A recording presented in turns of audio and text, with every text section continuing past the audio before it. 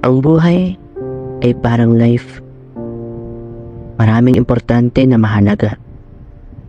Minsan, at di lang madalas, makukuha mo rin kung kukunin mo. Kapag iniisip mo, tiyak may iisip mo yun. At kung talagang bibigyan mo ng atensyon, mapapansin mo yan. Hindi ka naman mapapasok kung hindi mainit ang kape. Subukan mo yung saradong pinto. Sigurado hindi yan bukas. At kapag nabuksan mo, hindi na yan sarado. Tumingin ka sa kanan, tapos tingin sa kaliwa, bago ka tumawid.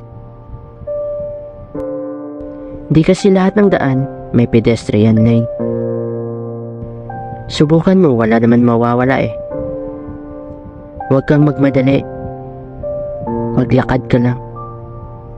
Kasi pag tumakbo ka, baka habulin ka ng aso. Basta tiwala lang. Makakarating ka rin. Basta pumunta ka dun.